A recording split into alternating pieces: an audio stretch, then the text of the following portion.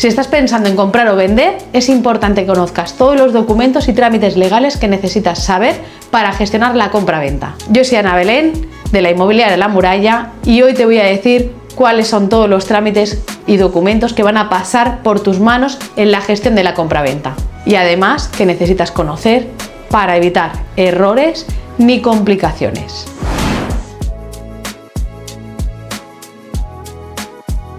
La nota simple del registro de la propiedad es un documento imprescindible para saber qué cargas gravan la finca y se solicitan en el registro de la propiedad. Se puede hacer online o presencial.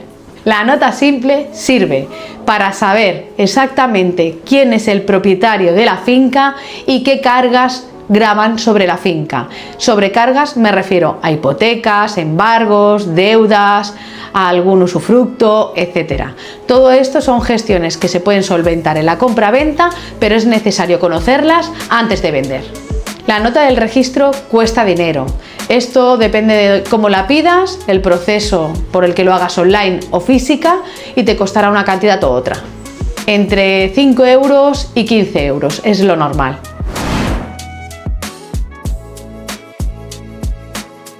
La escritura de compra-venta es un documento notarial que hace público que tú has comprado una vivienda o has vendido una vivienda. En la escritura se estipulan las partes que están comprando y vendiendo, el precio por el que lo estás comprando y si cumple normativa, teniendo cédula de habitabilidad, certificado de eficiencia energética, IT del edificio, si en el catastro aparece correctamente. También aparece una nota del registro, que es la que solicita el notario, y en esta nota del registro aparecen todas las cargas y el notario te puede informar si hay alguna carga importante a tener en cuenta. No es obligatorio tener las escrituras, siempre es aconsejable, pero con una nota del registro suele ser suficiente para poder comprar o vender. Es importante tener en cuenta que la nota del registro simple no es completa. A veces hay cosas que no están inscritas en la nota simple del registro y es importante tenerlas en cuenta, tipo servidumbre, usufructos. Entonces se puede pedir una nota ampliada que es más costosa y completa todo lo que es la información de las cargas que aparecen en la finca. La escritura de la compra-venta se puede conseguir en el notario. Tú siempre puedes ir al notario y pedir una copia, o copia simple o copia autentificada, y cuesta dinero. Esto va en función de los notarios. Ellos tienen unos honorarios y unos aranceles, y si es copia simple suele costar 25 o 30 euros aproximado, algunos notarios algo más, y si es copia autentificada te puede ir alrededor entre 80 y 150 euros aproximadamente, también dependerá de los folios que contenga.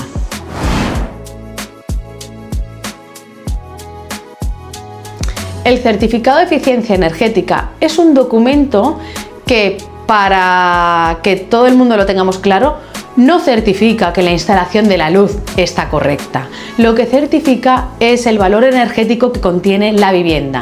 Pues por ejemplo, si tiene calefacción, si tiene aire acondicionado, si las paredes son de un grosor estipulado más grande de lo normal para que no se escape la calor y el frío, etcétera, etcétera. Pero para nada estipula lo que es la instalación de la luz. Es algo que todo el mundo tiene ese error de cometer, pensándose que el certificado de eficiencia energética va relacionado con la luz, y no es correcto.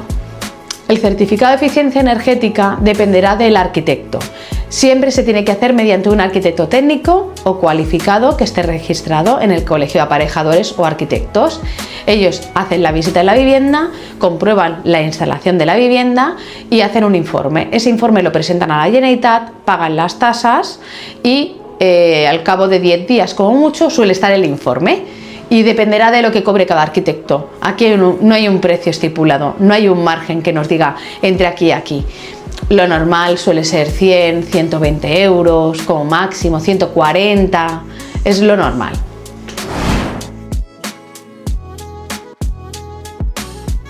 El IBI y la comunidad de propietarios son importantes a la hora de vender, son imprescindibles. El recibo del IBI es la contribución que te cobra el ayuntamiento en el municipio donde está situada la vivienda. Hay algunos municipios que ya empiezan a cobrar incluso la tasa de basuras. el impuesto del IBI va en función de un valor que calcula el ayuntamiento en cada municipio de los metros cuadrados que tienen registrados en el catastro. Y después está el tema de la comunidad de propietarios. La comunidad de propietarios necesitamos presentar el día de la firma de la compra-venta un certificado conforme que estamos al corriente de todos los gastos ordinarios y extraordinarios hasta el momento sobre la finca. ¿Eso qué quiere decir? Que tú como propietario de esa vivienda estás pagando a la comunidad de vecinos correctamente los recibos que correspondan.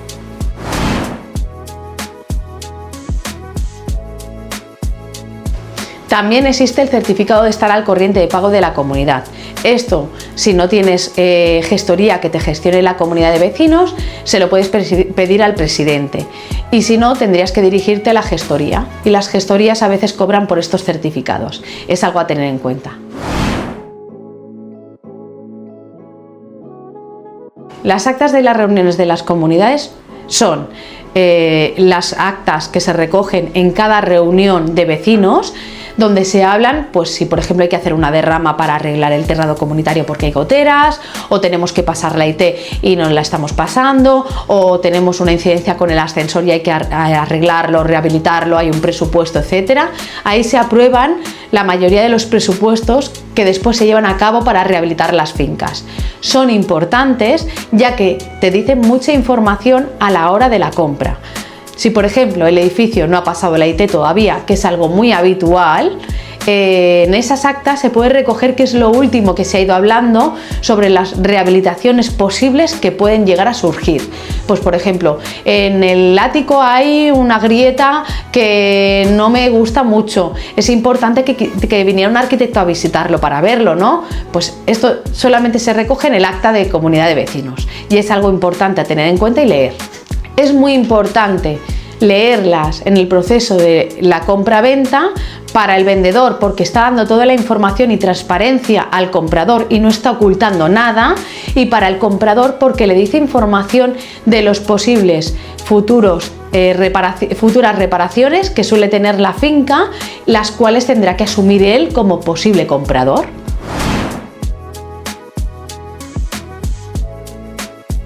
La cédula de habitabilidad es un documento oficial que se hace mediante un arquitecto técnico, suele ser el mismo arquitecto que te hace el certificado de eficiencia energética, va entre 120 y 140 euros el precio y es importante porque es un documento público que te gestiona la Generalitat y especifica qué es una vivienda. También te suele decir cuántos ocupantes pueden haber en esa vivienda y es imprescindible para vender aquí en Cataluña. En el resto de comunidades de España no puedo decir cómo funciona. Sé que hay alguna otra comunidad que también es imprescindible, pero en la mayoría no es imprescindible. Pero en Cataluña sí. Vamos a hablar ahora sobre los contratos que existen en una compraventa. El contrato de arras es un documento privado que se firma entre la parte compradora y la parte vendedora.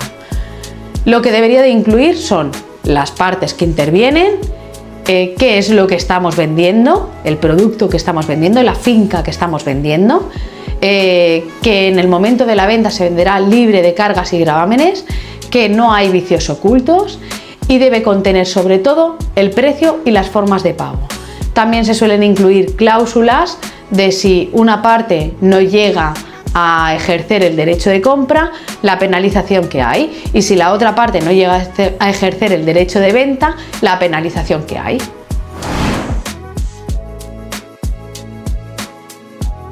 En un contrato de arras que está bien hecho, debe de haber las cláusulas en las que especifica las penalizaciones que le puede pasar tanto a la parte vendedora como a la parte compradora. En el caso de que no se realice la compraventa. En el caso de que no se realice la compraventa. ¿Qué ocurre si el vendedor no quiere vender la vivienda? Que él tendrá que devolver el doble de las arras que se han entregado a la parte compradora. Y al revés, si el comprador no quiere comprar la vivienda, tendrá la penalización de que el dinero que ha entregado en las arras las pierde. Es las penalizaciones normales que suele haber en un contrato de arras. Hay una excepción, que es si el comprador no compra porque no le conceden la hipoteca, Hay mucha gente que vincula las arras a la concesión de la hipoteca por el Código Civil catalán. Entonces, si no le conceden la hipoteca, podría recuperar el 100% de las arras siempre y cuando lo justifique correctamente. El contrato de compraventa no deja de ser la escritura pública ante notario. Es importante revisarla antes, pedir un borrador en la notaría, que te lo manden y echarle un vistazo. Estipula las condiciones básicas, quiénes son la parte compradora, quién es la parte vendedora, el precio por el que se vende la vivienda, lo que se está vendiendo. Dentro del precio de la vivienda se estipula si se han entregado unas cantidades en concepto de arras y cuál es el importe final a pagar el día de la escritura de compraventa. También estipula si cumple con la normativa de la cédula de habitabilidad, del certificado de eficiencia energética, si está al corriente de pago en los gastos de comunidad, si tiene el IBI al corriente de pago, si la IT está pasada o no está pasada. Estipula quién es el que se hace cargo de los gastos, si por ejemplo se fracciona el IBI a parte proporcional entre la parte compradora y la parte vendedora en el periodo del año. También estipula pues, los gastos de impuestos de transmisión patrimonial le corresponde a la parte vendedora, la plusvalía municipal le pertenece a la parte vendedora y en principio creo que no estipula mucho más, pero está todo recogido dentro de la escritura de pública. Es importante revisarlo para confirmar que esté todo bien, cargas, gravámenes sobre la finca, que esté todo al corriente de pago, pero todo esto suele encargarse la notaría y si hay algo que se sale fuera de lo normal y no está dentro de la regularidad, te lo informan. Aprovecho para decirte que si vas de la mano de un agente inmobiliario puedes olvidarte de todo esto, ya que el agente inmobiliario se preocupa para que esté todo correcto.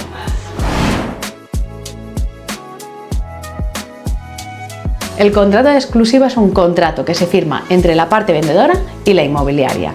El contrato de exclusiva no deja de ser un contrato privado que se firma entre ambas partes. Este contrato es importante que tanto la parte vendedora como la inmobiliaria pongan los compromisos que van a hacer para poder vender la vivienda. Me explico. La parte vendedora te está poniendo la exclusiva de su vivienda con una responsabilidad como inmobiliaria. La inmobiliaria tiene que estar al nivel de poder justificar esa responsabilidad que le están dando. Para nosotros es súper importante dar tranquilidad, transparencia a nuestros propietarios. Creo que un contrato de exclusiva tiene que ir relacionado con algo a cambio, que por ejemplo nosotros lo que hacemos es invertir más en publicidad en todos los portales, damos facilidades a los propietarios, gestionamos todo el tema de documentación, hacemos publicidad en redes sociales. Creo que eso es un valor añadido para que la vivienda de un propietario se venda más rápido y mejor.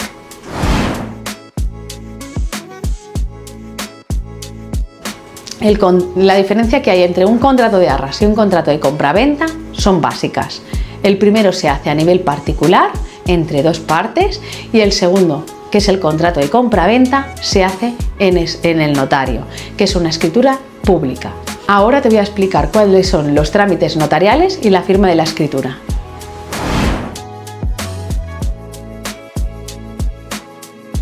El proceso de formalizar la escritura de compraventa ante notario, lo primero es haber tenido una primera visita en la vivienda, haber hecho un contrato de arras, haber gestionado la hipoteca del comprador si es necesaria, la documentación de todo el vendedor, toda la documentación que tiene que aportar el vendedor en el proceso de compraventa y solicitar en el notario presupuesto y cita para ir. Entonces cuando llegas al notario firmas la escritura de compraventa y dependiendo si tú vas con una hipoteca, la gestoría de la hipoteca, la gestoría del banco que te hace la hipoteca seguramente te hará una provisión de fondos para cancelar pues el impuesto de transmisión patrimonial, el notario, el registro, la gestoría. Y si no vas con gestoría, que no tienes entidad bancaria, el trámite te lo puede hacer cualquier otra gestoría o el mismo notario. A veces los notarios no realizan este trámite. Si vas de la mano de una inmobiliaria, piensa que la inmobiliaria va a tener controlado toda la documentación que tienes que aportar como parte vendedora. Seguramente no tendrás que gestionar más de ir al banco a pedir un certificado si tienes una hipoteca e ir a la gestoría, o si nos autorizas también lo podemos pedir nosotros en tu nombre.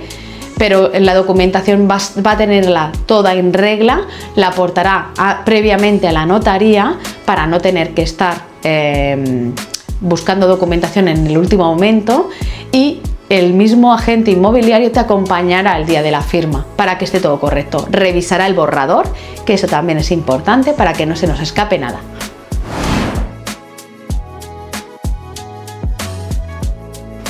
La documentación que debe aportar el comprador para la compra-venta de una vivienda en la escritura pública es su DNI, y si él va acompañado de una entidad bancaria, que es el que le concede la hipoteca, la entidad bancaria aportará el resto de documentación. Si no tiene entidad bancaria, ya que tiene todo el dinero para poder comprar, no necesita nada más que su DNI y las formas de pago, que supongo que serán por transferencia bancaria o talón nominativo.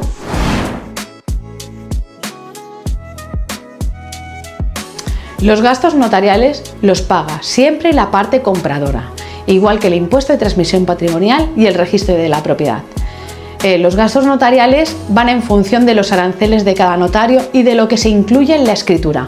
Cuanto más documentación se incluye en la escritura, más costoso será la escritura pública. No te puedo decir exactamente un baremo, porque dependiendo del precio de la vivienda va a oscilar bastante. Si la vivienda te vale 500.000 euros, el precio del notario puede ir alrededor de 3.000 euros, y si la vivienda cuesta 100.000, pues quizás son 800.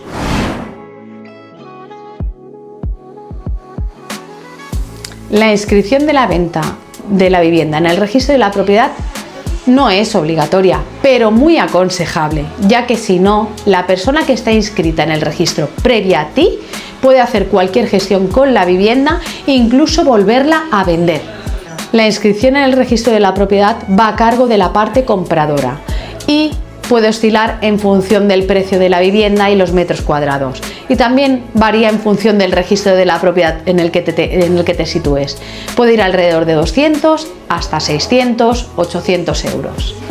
Hablemos de la revisión legal y el asesoramiento.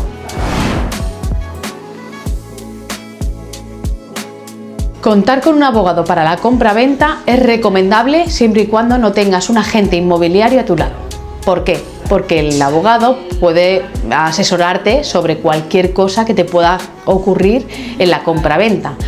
Tengo que decirte que si vas de un asesor inmobiliario de la mano, esto no hace falta, ya que el asesor inmobiliario, por ética profesional, tenemos la obligación de revisarlo todo, de gestionarlo todo correctamente y darle el mejor servicio a nuestro cliente.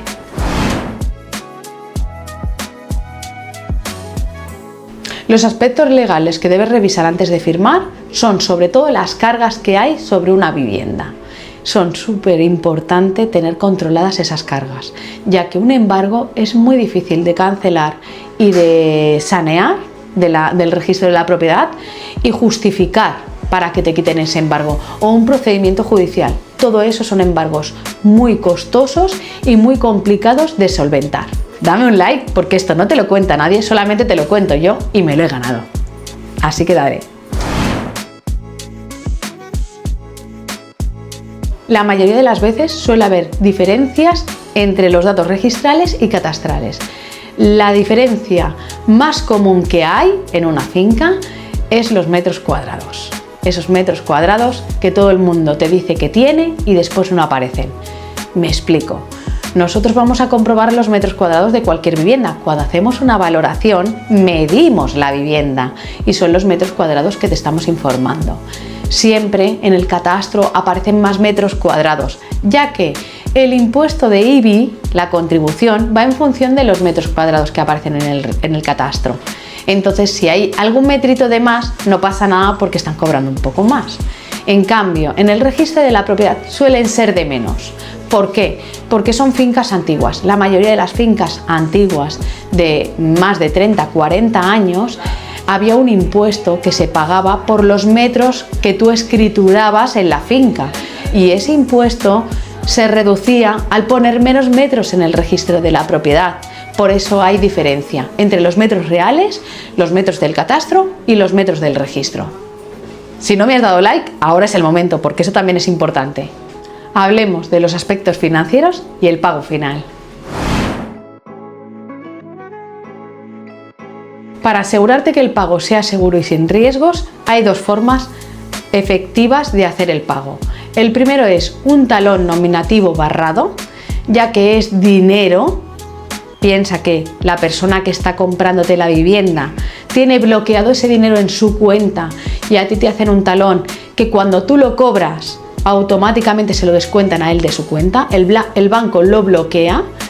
Y la segunda es mediante una transferencia vía Banco de España, que es una transferencia que se hace desde el momento en que se vende la vivienda en escritura pública, la hace el gestor de la entidad bancaria y se recibe en la cuenta del vendedor antes de las 4 de la tarde de ese mismo día.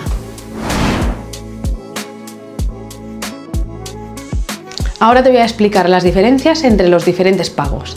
Está el talón barrado nominativo, que es dinero, ya que bloquean el dinero de la cuenta de la parte compradora. Te lo he explicado en la sección anterior. Está la segunda, que es una transferencia.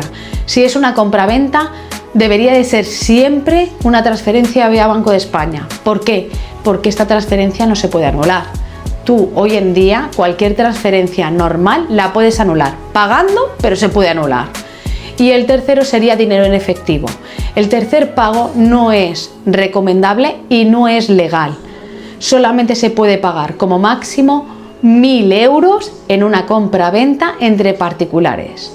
Y si hay empresas de por medio, no se puede pagar nada en efectivo.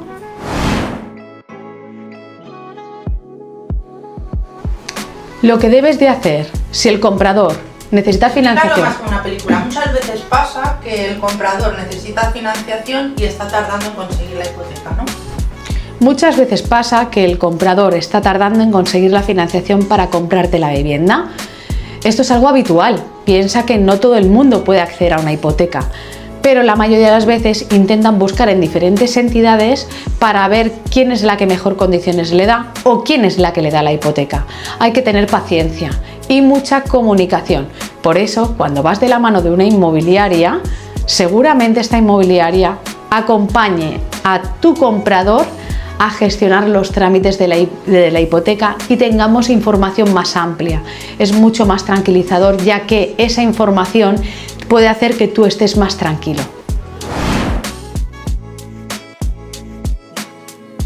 Hablemos de dinero. ¿Cuánto tiempo tardo yo en recibir el dinero de una compraventa? Pues lo normal es que te den un talón barrado que te lo llevas al momento. Entonces te estás llevando dinero contante y sonante. Lo único que tardarás entre 24 y 48 horas en tenerlo en tu cuenta después de ingresarlo. Ese talón solamente lo puedes ingresar en una cuenta que esté a tu nombre. Es muy importante. Nadie lo puede cobrar en tu nombre. Solamente se puede ingresar en una cuenta que esté a nombre del titular del talón. Después está la otra forma, que es la transferencia de Banco de España. Una transferencia vía Banco de España la recibes al momento, ese mismo día. Puede llegar a tardar, si se firma por la mañana, puede llegar a tardar hasta las 4 de la tarde, pero suele ser efectiva al cabo de pocas horas. Y ahora vamos a hablar de situaciones especiales y documentos adicionales.